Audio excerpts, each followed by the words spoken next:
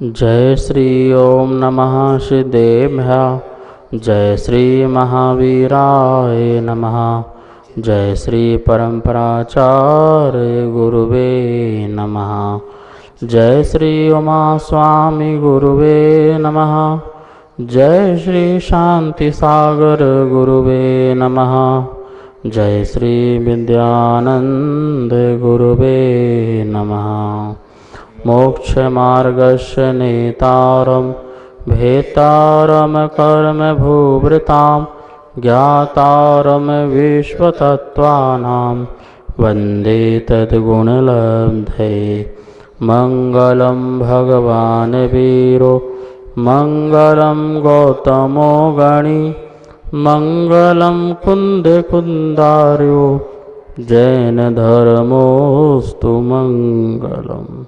हम सभी लोग तत्वार्थ सूत्र में 6वां अध्याय देख रहे थे, जिसमें आश्रव तत्व का बारे में समझ रहे थे। आश्रव तत्व में देख रहे थे कि देव आयु का आश्रव कैसे होता है। तो अनेक कारण आचार्यों ने बताए थे। सराग संयम, संयमा संयम, आकाम निर्जरा और बाल तप, इन सब के प्रभाव से देव आयु का आश्रव हुआ करता है। और भी यहाँ पर जो देव आयु का आश्रव का कारण है, सूत्र नंबर जो है वो 21वां है। 21वें सूत्र नंबर से पता चलेगा कि और भी देव आयु का आश्रव क्या हो सकता है। तो आइए उस सूत्र का उच्चारण करते हैं। 21वां नंबर सूत्र है, सभी लोग अपनी जनवाणी में निकाल लेंगे। सम्यक्त्वं च सम्यक्त्वं च, इस प्रकार से सूत्र का उच्चारण हुआ। बहुत छोटा सा सूत्र है, जल्दी से याद भी हो जाएगा। आइए एक बार इस सूत्र को बोर्ड में देखते हैं। 6वां अध्याय का सूत्र नंबर 21वां, सम्यक्त्वं च। सम्यक्त्वं च बहुत छोटा सूत्र है। देखिए, त्वा प्रत्यय बताया था, पना अर्थ में होता है सम्यक्तपना। जिसमें सम्यक्तपना है, अर्थात जिसमें सम्यक दर्शन है, जिसमें सच्ची श्रद्धा है। ये चा से क्या लेना है? चा से ऊपर से जो अनुवृत्ति चली आ रही है वो लेना है। ऊपर से क्या अनुवृत्ति चली आ रही है? देव आयु के आश्रव के कारण। तो बोले कि वो सब तो देव आयु के आश्रव के कारण थे ही, लेकिन सम्यक दर्शन भी देव आयु के आश्रव का कारण है। मतलब जो सम्यक दृष्टि है, यदि उस काल में सम्यक दर्शन के काल में आयु का आश्रव होगा, तो कौन सी आयु का आश्रव होगा? नियम से देव गति का आश्रव होगा। और ये बिल्कुल ध्यान रखना, ये सामान्य से कथन है देव आयु का आश्रव, लेकिन देव आयु में भी कौन सी देव आयु का आश्रव होगा? तो स्वर्ग संबंधी ही देव आयु का आश्रव होगा, क्योंकि सम्यक दर्शन के साथ भवनवासी, वेंतर और ज्योतिष इन देवों में उत्पन्न नहीं होते हैं। सम्यक दर्शन के साथ यदि मरण होता है तो नियम से स्वर्ग के देवों में ही उत्पन्न होते हैं। तो इसका ये मतलब नहीं कि सराग संयम और संयमा संयम भवनवासी देव में जा सकते हैं, नहीं। सम्यक सहित ही तो सराग संयम होता है, सम्यक सहित ही संयमा संयम होता है। वो भी नियम से जो है स्वधर्म इंद्र आदि देवों में ही उत्पन्न होते हैं। देखिए यहाँ पे लिखा हुआ है सम्यक्त्वं च। यह जो सूत्र है अलग से क्यों लिया? ऐसा प्रश्न खड़ा हुआ। ऐसा प्रश्न आना भी चाहिए कि सम्यक्त्वं च अलग से सूत्र देने की क्या आवश्यकता थी। तो आचार्य ने इसका समाधान किया। देखिए क्या लिखा यहाँ पर, सम्यक दर्शन सहित स्वधर्म आदि कल्प की देव आयु का आश्रव होता है, भवन आशी आदि का नहीं। यह बताने के लिए अलग से सूत्र लिया है ना, कि भवन आदि वासी जो देव हैं उनका आश्रव नहीं होता है। सम्यक से स्वर्ग आदि के देव जो हैं, इंद्र आदि जो हैं, उसी का ही आश्रव होता है। यह बताने के लिए अलग से सूत्र दिया। अब अपन यहाँ पर देखते हैं कौन से गुण स्थान में कौन से आयु का आश्रव होता है। यहाँ पे देखिए लिखा क्या है, आयु, नारक आयु पहले गुण स्थान में तक ही इसका आश्रव होता है। तिरेंच आयु का पहले और दूसरे गुण स्थान में इसका होता है आयु आश्रव। मनुष्य आयु का पहले, दूसरे और चौथे गुण स्थानवर्ती क्या कर सकते हैं, मनुष्य आयु का आश्रय कर सकते हैं।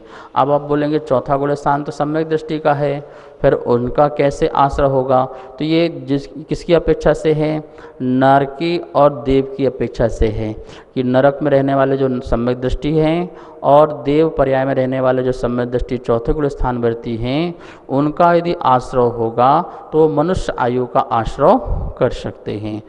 देव आयु कौन कौन से गुण स्थान में आश्रय हो सकता है, पहले गुण स्थान में जो मिथ्या दृष्टि है, भद्र प्रणामी है, आकाम निद्रा करने वाला है, बाल तप तपने वाले हैं, मिथ्या तप तपने वाले हैं, पर मंद कषाई हैं, तो इस प्रकार के जो जीव हैं वो पहले गुण स्थान वाले भी देवायु का आश्रय कर सकते हैं। दूसरे गुण स्थान वाले जो सम्यक दर्शन से च्युत होकर आ रहे हैं या उपसम श्रेणी आदि से च्युत होकर के दूसरे गुण स्थान तक पहुंच रहे हैं और वहां पर यदि आयु आश्रय होता है तो वह भी देवगति का आश्रय होता है। और चौथे गुण स्थान में जो सम्यक दर्शन से सहित हैं और सम्यक दर्शन पूर्व मरण करते हैं, ऐसे कौन, ऐसे कोई मनुष्य या ऐसे कोई त्रियंच, ठीक है ना।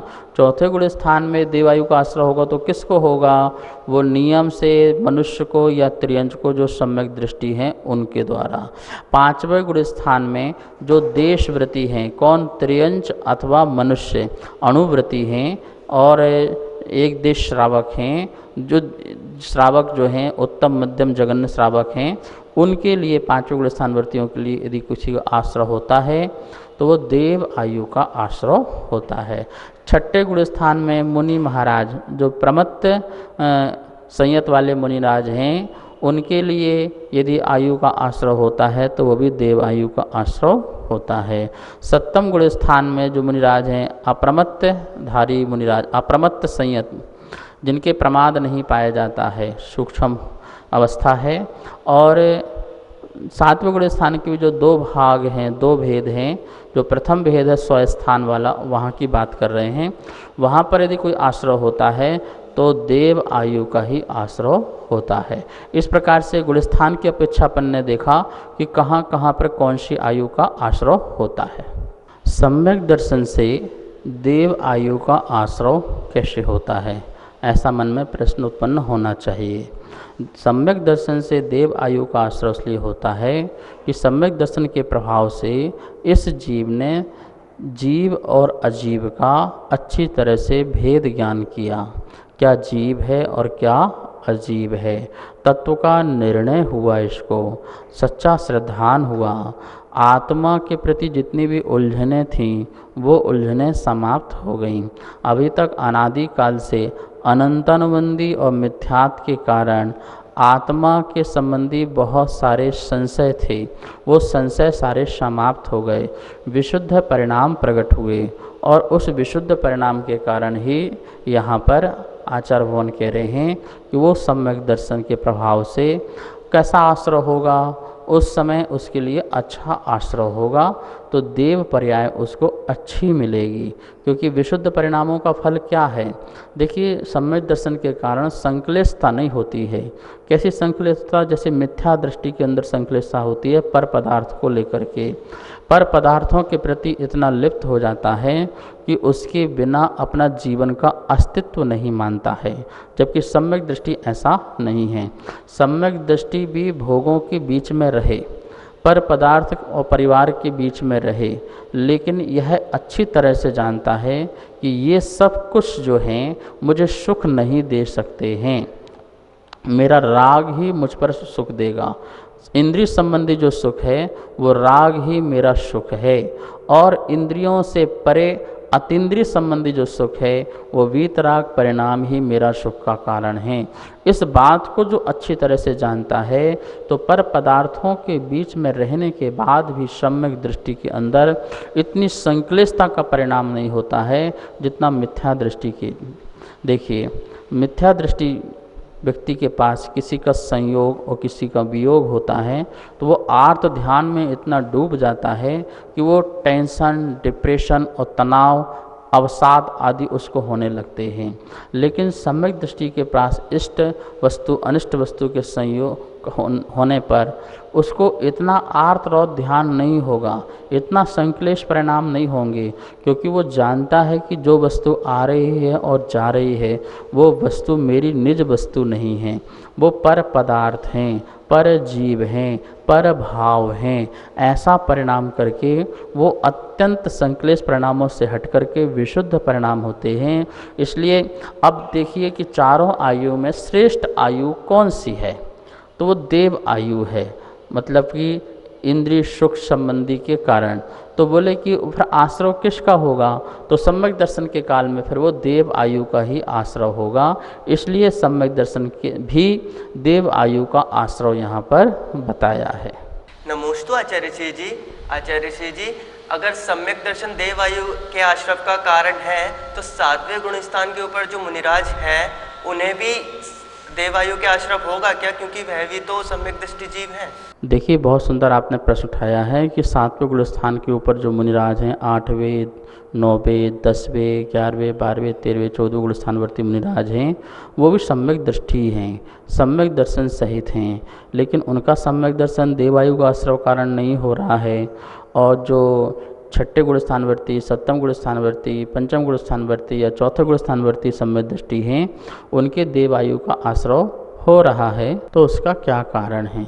देखिए सम्यक दर्शन कभी आश्रव का कारण नहीं होता है, ये बात मान के रखना, क्योंकि सम्यक दर्शन आश्रव का कारण हो जाए तो फिर तो सिद्धों को भी आश्रव होने लग जाएगा, ठीक है ना।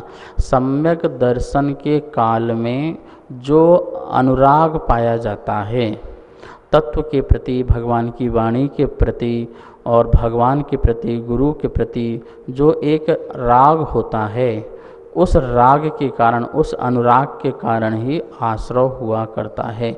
वहाँ शुभ परिणाम है वीतराग भगवान के प्रति, शुभ परिणाम है शास्त्रों के प्रति, शुभ परिणाम है अपने निर्गंथ गुरुओं के प्रति। उस अनुराग की दृष्टि से, जैसे कोई सम्यक दृष्टि है और मुनिराज को आहार दान दे रहा है, तो उस समय मुनिराज के प्रति उसको बहुत राग है, तभी वो उनको आहार देता है। धन्य है मुनि दशा, धन्य है वीतराग परिणाम, जिससे साक्षात मोक्ष का कारण है। ऐसे मुनिराज मुझे मिल प्राप्त हो चुके हैं। इस प्रकार का जो वो भक्ति उसके अंदर प्रकट होती है, सम्यक दर्शन के काल में राग पूर्वक जो भक्ति पाई जाती है, सम्यक दर्शन के काल में जो हमें भगवान देव शास्त्र गुरु के निमित्त से जो होने वाले परिणाम होते हैं, उन परिणामों के कारण ही देव आयु का आश्रव होता है। क्योंकि सातवें गुण स्थान के ऊपर जो भी मुनिराज हैं उनका बुद्धिपूर्वक राग नहीं पाया जाता है। उसके नीचे तो बुद्धिपूर्वक राग है और वहाँ पर अबुद्धिपूर्वक राग है, मतलब ज़्यादा से ज़्यादा परिणाम तो वीत राग में है। जैसे 100% के परिणाम में तो लोगों लगा लीजिए 90% के परिणाम तो कहाँ पर है, वीत राग की ओर अभिमुख हैं। 10% के परिणाम जो हैं वो वहाँ पर तत्व का चिंतन आदि में हैं, लेकिन वो जो है भगवान के प्रति जो भक्ति 10% जो हो रही है उनके अंदर अभी, वो क्या है, वो अबुद्धिपूर्वक है, उपयोग उसमें ज़्यादा नहीं है, इसलिए वहाँ पर देवायु का आश्रव नहीं होता है। यद्यपि वहाँ पर पुण्य प्रगतियों का अनुभाग जो है तीव्र आश्रव बंद होता है और पाप प्रगति का घटता है, लेकिन बुद्धिपूर्वक जहाँ पर सम्यक दर्शन का काल होगा वहाँ कोई आयु का यदि आश्रव होगा तो नियम से देव आयु का ही आश्रव होगा। सम्यक दृष्टि, अवरत सम्यक दृष्टि, देशव्रति सम्यक दृष्टि, प्रमत्त गुण स्थान वाले सम्यक दृष्टि और सप्तम गुण स्थान वाले सम्यक दृष्टि, ऐसे मुनिराज ये सभी जो हैं बुद्धिपूर्वक अपने अणुव्रतों का, अपने महाव्रतों का पालन आदि करते हैं और उसमें पालन करते समय उनका जो भगवान के प्रति अनुराग प्रकट होता है, भगवान की वाणी के प्रति अनुराग प्रकट होता है, गुरुओं के छवि के प्रति अनुराग प्रकट होता है, तो उससे उनको वहाँ पर यदि आयु का आश्रय होता है तो नियम से देव आयु का आश्रय होता है। अब एक प्रश्न और मन में होगा कि देव और जो नारकी हैं वो सम्यक दृष्टि हैं, तो उनका कौन सा आश्रय होना चाहिए? ऐसा कैसा रूल्स कि मनुष्य और त्रियंश को सम्यक दर्शन है तो वो तो देव को प्राप्त होंगे, लेकिन यदि देव हैं और यदि उनको सम्यक दर्शन है तो वो देव का आश्रय नहीं कर सकते हैं, वो नियम से मनुष्य आयु का ही आश्रय करेंगे। तो इस प्रकार से यह व्यवस्था कैसे बनती है? तो गौमठ सार जीव कांड में इसका समाधान किया है कि जो देव और नारकी हैं उनका जो मनुष्य आयु है उसकी विच्छुत्ति हो जाती है, और उनकी विच्छुत्ति हो जाने के कारण उनको देव आयु का आश्रय नहीं होता है। तत्संबंधी जो परिणाम हैं वो परिणामों का अभाव भी होता है। तो मनुष्य आयु की विच्छुत्ति हो गई उनके। चौथे गुण स्थान में मनुष्य आयु की विच्छुत्ति हो जाती है देव और नारकियों की, इसलिए वहाँ पर उनको क्या नहीं होता है? मनुष्य आयु का आश्रय नहीं होता। ये कर्म की ऐसी व्यवस्था है। मनुष्य और त्रियंच पर्याय में जो मनुष्य आयु का जो है विच्छुत्ति जो है वह उनके दूसरे गुण स्थान में हो जाती है। जब दूसरे गुण स्थान में हो जाती है तो चौथे गुण स्थान में सिर्फ एक देव आयु ही बचती है, इसलिए वहाँ पर सम्यक दृष्टि जो जीव हैं उनको मनुष्य और जो त्रियंच सम्यक दृष्टि हैं उनके लिए नियम से जो है फिर देव आयु का आश्रय हुआ करता है। तो सम्यक दर्शन के प्रभाव से और सराग संयम संयम संयम के प्रभाव से स्वर्गों में ही इंद्र आदि देव आदि होते हैं। मन में अनेकों बार ऐसे प्रश्न आते हैं और लोगों के भी आते हैं कि हमें लोकांतिक देव बनना है। क्यों बनना भाई? एक भवतारी होते हैं, वहाँ जाओ और एक भव के बाद क्या करो? सीधे मोक्ष आ जाओ। और लोकांतिक देव क्या हैं? जो भगवान के बैराग आदि दीक्षा कल्याण के अवसर में आया करते हैं, बाकी शेष अपना जीवन वहीं बिताते हैं। स्वाध्याय में द्वादशांग के पाठी आदि होते हैं, तो बोले हम द्वादशांग के पाठी भी हो जाएंगे, इतना ज्ञान भी हो जाएगा और एक भाव में आने के बाद सीधे मोक्ष चले जाएंगे। तो ऐसा क्या कारण है जिससे लोकांतिक देव बनते हैं? देखो, लोकांतिक देव तो नियम से मुनिराज ही बनते हैं। सबसे पहली बात तो ये ध्यान रखना। और कैसे मुनिराज? जो 5 महाव्रत, 5 समिति, 5 इंद्रिय निरोध, 6 आवश्यक और 7 शेष मूल गुण, इस प्रकार से 28 मूल गुण और उत्तर मूल गुणों का जो निरतिचार रूप से पालन करते हैं, जो एक अंश भी अतिचार नहीं लगाते हैं, दोष नहीं लगाते हैं, अपने व्रतों में बिल्कुल संलग्न रहते हैं, जो किसी भी प्रकार से स्त्रियों को देखना, बात करना, चर्चा करना आदि अनेक कार्य नहीं करते हैं, मतलब राग वर्धक किसी प्रकार की बात नहीं करते हैं, कठोर और घोर से घोर ब्रह्मचर्य व्रत का पालन करते हैं। जो 18,000 शील व्रत होते हैं उनमें वो अपना उनका पालन करते हैं। वैसे 18,000 शील व्रत तो अरहंत भगवान के ही हो सकते हैं, लेकिन ध्यान के माध्यम से मुनिराज भी पालन कर सकते हैं। तो इस प्रकार से जो ज्ञान और ध्यान में ही लगे रहते हैं, किसी प्रकार का आरंभ सारंभ नहीं, यहाँ ये बनवाना है, वहाँ वो बनवाना है, यहाँ ये करना है, वहाँ वो करना है, अभी यहाँ का प्रोग्राम, कभी वहाँ का प्रोग्राम, उन्हें कोई मतलब नहीं है। उन्हें अपने साधना के अलावा किसी प्रकार का कोई प्रयोजन नहीं है, किसी भी प्रकार का। वो स्व कल्याण में ही अपना सारा समय व्यतीत करते हैं। ऐसे महामुनिराज जो निर्बद्ध रूप से किसी प्रकार का दोष पूर्ण नहीं, दोष रहित, जो निर्दोष चालित का पालन करते हैं, सावधान रहते हैं। समिति का मतलब क्या होता है? सावधान। जो बोलने में, जो चलने में, जो ऐष्णा समिति में, प्रतिष्ठापन समिति में हर समय सावधान रहते हैं। तत्व की चर्चा, तत्व का आनंद, भगवान की वाणी का आनंद जो लिया करते हैं, ऐसे जो मुनिराज हैं वो कहाँ पर उत्पन्न होते हैं? तो आचार्यों ने कहा वो लोकांतिक जो 5वां स्वर्ग है, 5वें स्वर्ग का जो लोक है उसके ऊपर तरफ पटल में उनका जन्म होता है।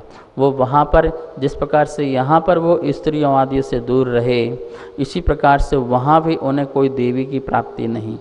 वहाँ भी वह ब्रह्मचर्य के रूप में वहाँ पर रहते हैं, कोई देवी नहीं, और सदा ही देवर्षि द्वादशांग के पाठी स्वाध्याय तत्व चर्चाओं में संलग्न रहते हैं और तीर्थंकरों के दीक्षा कल्याण में उत्सव महोत्सव मनाने को आते हैं और एक भाव बाद क्या होते हैं, मनुष्य बन करके, मुनि बन करके सिद्ध आत्मा बन जाते हैं, सिद्धालय को चले जाते हैं, लोक के अंत में ब्रह्म स्वर्ग में, और फिर एक भाव बाद पूर्ण लोक के अंत में मतलब सिद्धालय तनुवात वाले में जाकर के विराजमान हो जाते हैं। ऐसे जो सम्यक दर्शन में भी दोष नहीं, सम्यक ज्ञान में भी दोष नहीं और चारित्र में भी दोष नहीं, पूर्ण रत्नात्रय का अच्छी तरह से पालन करते हैं, ऐसे जो मनुष्य मुनि बन करके कठोर साधना करते हैं वो लौकांतिक देव पर्याय में प्राप्त हो जाते हैं। तो आपने देखा सम्यक दर्शन का प्रभाव कितना, कि सम्यक दर्शन भी देव आयु का आश्रय है। तो कौन सी देव आयु, अच्छी उत्कृष्ट लौकांतिक देव की आयु में जाकर वो जन्म लेते हैं। नमोस्तुते श्री, मेरे मन में एक जिज्ञासा उत्पन्न हो रही थी कि जीव तो सम्यक दृष्टि है और वह ग्रस्त जीवन में रह के व्यापार करता है, आरंभ सारंभ के कार्य करता है, तो क्या उसको भी देवगति का आश्रय होता है? सम्यक दृष्टि कोई जीव है, अविरत सम्यक दृष्टि, और वो भी परिवार में रह रहा है, परिवार के बीच में रहता है और निश्चित ही परिवार के बीच में रहेगा तो परिवार संबंधी सभी कार्य भी उसे पूरे करना पड़ते हैं। जैसे व्यापार भी करना है, जैसे परिवार चलाने के लिए आजीविका का साधन पूरा करना है, और घर में रह कर के भी अपने बच्चों के सहयोगियों का देख रेख करना, सभी जिम्मेवारी जो हैं होती हैं सम्यक दृष्टि की भी। ऐसा नहीं कि सम्यक दृष्टि कोई जिम्मेवारी नहीं लेता है, वो गृहस्थ जीवन में पूरे परिवार की जिम्मेवारी अच्छी तरह से निभाता है, धार्मिक तरीके से निभाता है, ये ध्यान रखना। वह गृहस्थ अवस्था में रहते हुए भी जितने दुखी और संक्लेश परिणाम मिथ्या दृष्टि के होते हैं उतने परिणाम फिर भी उसके नहीं होते हैं। वो भोगों को भोगते हुए भी यह जानता है कि ये भोग जो हैं वो पर हैं, वो मेरे नहीं हैं, इन भोग से मुझे आत्मिक सुख नहीं मिलेगा। वो तो कसाय के जोर से, उसकी जो कषाय है, चारित्र मोहिनी कर्म का जो तीव्र उदय है, उस कसाय के जोर के कारण वह इस प्रकार के सांसारिक कार्यों में लिप्त हुआ दिखाई देता है, लेकिन लिप्त होते हुए में भी वह जानता है कि यह सब छोड़ने लायक है, ये ग्रहण करने लायक नहीं है। भोगते भोगते भी जैसे मुनिराज जो हैं एक एक ग्रास को ग्रहण करते समय शोधन करते हैं, तो क्यों करते हैं कि शोधन करते हैं कि प्रत्येक ग्रास को छोड़ने का परिणाम रखते हैं। ग्रहण कर रहे हैं पर छोड़ने का भी परिणाम रखे हैं कि यदि किसी प्रकार का विघ्न आता है तो मैं तुरंत उसको छोड़ दूंगा। तो इसी प्रकार से सम्यक दृष्टि जीव भी जो है भोगों के बीच में भोगों को भोगते हुए भी भोगों को छोड़ने के परिणाम उसके होते हैं, इस कारण इसलिए उसका आयु का आश्रय होता है। तो आचार्य उन कहते हैं उसका देव आयु का ही आश्रय होता है, क्योंकि उतनी आसक्ति नहीं होती है जितनी मिथ्या दृष्टि जीव की पर पदार्थ पर भोगों के प्रति हुआ करती है। आचार्यों ने कहा है कि सम्यक की विराधना करने वाला जीव कैसा कैसा गमन करता है गतियों में। जो सम्यक दर्शन की विराधना करके मिथ्यात आदि पर्याय में जाता है तो वहाँ पर वो दुख प्राप्त करता है, और नरक आदि पर्याय में जाकर के निगोध आदि पर्याय में भी वो जा सकता है। देश संयमी जो श्रावक है, यदि वो देश संयम श्रावक से और सम्यक दोनों से विराधना करता है तो वह पहले गुण स्थान में जाकर के नरक पर्याय में और निगोध आदि पर्याय में जाएगा, वो भी दोनों वैसी पर्याय में जा सकता है। सकल संयमी विषय सुख की अभिलाषा के कारण अपना सकल चारित्र और सम्यक से विराधना करता है तो वह जीव भी प्रथम गुण स्थान आदि को प्राप्त करके नरक और निगोध की अवस्था को प्राप्त हुआ करता है। इस प्रकार से सम्यक दर्शन हो, देशव्रत हो या सकल संयम हो, यदि किसी प्रकार से सम्यक दर्शन से हम च्युत होते हैं तो हमारा सकल चारित्र भी गया, देश चारित्र भी गया, और विशेष सुखों की इच्छाओं के कारण वह जीव जो है नरक और निगोध की पर्याय को प्राप्त होता है, ऐसा आचार्यों का कथन है।